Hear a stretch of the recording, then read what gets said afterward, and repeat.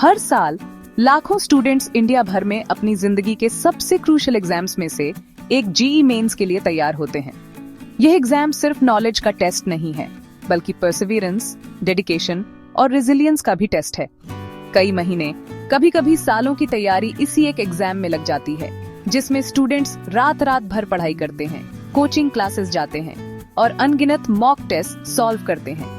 ये देश के कुछ सबसे प्रेस्टिजियस इंजीनियरिंग कॉलेजों IITs का गोल्डन टिकट है। ये इंस्टीट्यूशंस न सिर्फ इंडिया में बल्कि ग्लोबली भी अपने rigorous academic curriculum, cutting edge research और इलस्ट्रियस अलुमनाई के लिए जाने जाते हैं। IIT में सीट पाना एक ऐसे फ्यूचर को सिक्योर करने जैसा है जो एंडलेस पॉसिबिलिटीज से भरा है। ये बहुतों का सपना होता है। सालों की मेहनत इसी एक एग्जाम में दिखाई देती है। प्रेशर बहुत ज्यादा होता है, स्टेक्स हाई होते हैं। एग्जाम सेंटर्स का माहौल टेंशन से भरा होता है, क्योंकि स्टूडेंट्स अपने क्वेश्चन पेपर्स पर झुके होते हैं। घड़ी की हर टिक टिक उन्हें अपनी किस्मत के करीब लाती है। पेरेंट्स बाहर एंग्शियसली इंतजार करते हैं। उनकी होप्स और ड्रीम्स अपने बच्चों के साथ जुड़ी होती है। कई स्टूडेंट्स के लिए जेईई मेंस क्लियर करना लाइफ चेंजिंग अचीवमेंट होता है। मेरिट लिस्ट में अपना नाम देखने की खुशी अनपैरेलल्ड होती है। यह एक वैलिडेशन का मोमेंट है, उनकी मेहनत और डिटर्मिनेशन का प्रमाण। फैमिलीज सेलिब्रेट करती हैं, कम्युनिटीज रिजॉइस करते हैं और स्टूडेंट्स खुद अकॉम्प्लिशमेंट की एक ऐसी फीलिंग महसूस करते हैं जिसे शब्दों में बयां करना मुश्किल है। यह इंजीनियरिंग और टेक्नोलॉजी के फील्ड में अपॉर्चुनिटीज की एक दुनिया के दरवाजे खोलता है। ग्राउंड ब्रेकिंग रिसर्च प्रोजेक्ट्स पर काम करने से लेकर रियल वर्ल्ड प्रॉब्लम्स के इनोवेटिव सॉल्यूशंस डेवलप करने तक पॉसिबिलिटीज एंडलेस हैं। स्टूडेंट्स देश के कुछ सबसे ब्राइट माइंड्स के साथ काम करते हैं, ऐसे प्रोजेक्ट्स पर कोलैबोरेट करते हैं जिनमें दुनिया बदलने की क्षमता है और ऐसे स्किल्स गेन करते हैं जिनकी जॉब मार्केट में बहुत वैल्यू है। एक अच्छी रैंक, एक ब्राइट फ्यूचर, एक सिक्योर करियर और इंडिया की ग्रोथ स्टोरी में कंट्रीब्यूट करने का चांस दे सकती है। IITs के ग्रेजुएट्स अक्सर खुद को लीडरशिप पोजीशंस में पाते हैं, इनोवेशन को आगे बढ़ाते हैं और वेरियस इंडस्ट्रीज में सिग्निफिकेंट कंट्रीब्यूशंस करते हैं। वे एक्सेलेंस की लेगेसी का हिस्सा बन जाते हैं, नॉलेज और प्रोग्रेस की मशाल को आगे ले जाते हैं। जेईई मेंस क्रैक करने का जर्नी मुश्किल है, लेकिन जो सक्सीड करते हैं उनके लिए रिवॉर्ड्स वाकई में वर्थ इट होते हैं।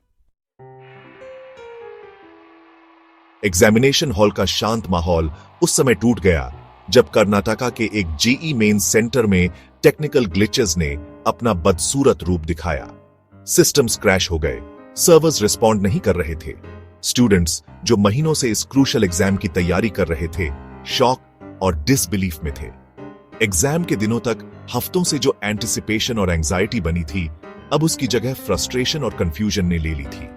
टेक्निकल इश्यूज सिर्फ माइनर हिकअप्स नहीं थे, वे इतने सिग्निफिकेंट थे कि पूरी एग्जामिनेशन प्रोसेस रुक गई। एग्जाम जो ओरिजिनली स्मूथली चलने वाली थी, अब डिसअरे में थी। इन्विजिलेटर्स जिन्हें एक फेयर और ऑर्डरली एग्जामिनेशन इंश्योर करनी थी, अब आपस में हडल कर रहे थे, सॉल्यूशन ढूंढने की कोशिश कर रहे थे। दूसरी तरफ स्टूडेंट्स अपने हाल पर छोड़ दिए गए थे, कुछ अपने सिस्टम्स रिबूट करने की कोशिश कर रहे थे, जबकि कुछ बस वहीं बैठे थे, ब्लैंकली अपने स्क्रीन्स को घूर रहे थे। हेल्पलेसनेस साफ दिखाई दे रही थी। इनिशियल रिपोर्ट्स में बताया गया था कि प्रॉब्लम्स कुछ आइसोलेटेड सिस्टम्स तक ही सीमित थे, लेकिन जैसे जैसे और स्टूडेंट्स ने इश्यूज रिपोर्ट किए, यह एविडेंट हो गया कि प्रॉब्लम कहीं ज्यादा वाइड स्प्रेड थी। टेक्नीशियंस को सिचुएशन असेस करने के लिए बुलाया गया, लेकिन उनकी एफर्ट्स बेकार लग रही थी। मेलफंक्शनिंग सिस्टम्स सिर्फ कुछ नहीं थे, वे मेजॉरिटी में थे, जिससे प्लान्ड एग्जाम को कंटिन्यू करना इम्पॉसिबल हो गया था। हालांकि जैसे जैसे समय बीतता गया, यह स्पष्ट हो गया कि समस्या ज्यादा वाइड स्प्रेड थी।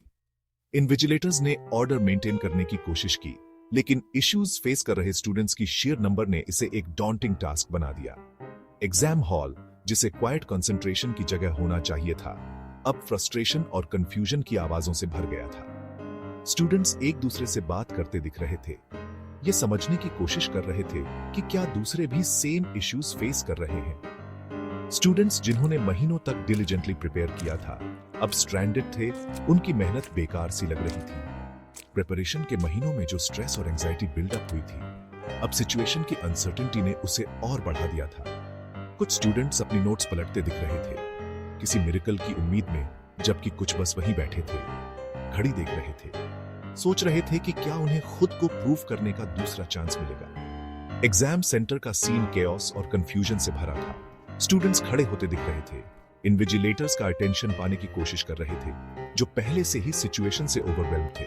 इन्विजिलेटर्स बदले में फ्रैंटिकली एक दूसरे से बात कर रहे थे, कोई सोल्यूशन ढूंढने की कोशिश कर रहे थे।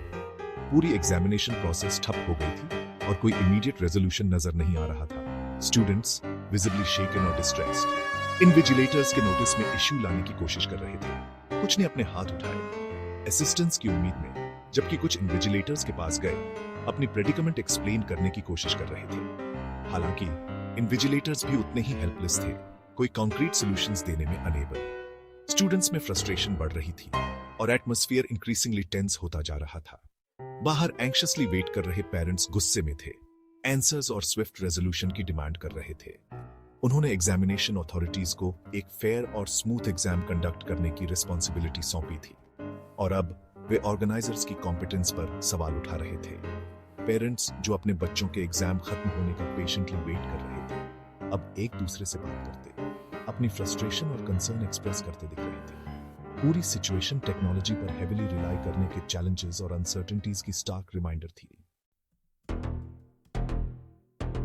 मुझे बहुत कॉन्फिडेंस था, लेकिन जब मेरा सिस्टम क्रैश हुआ तो मैं बस फ्रीज हो गया।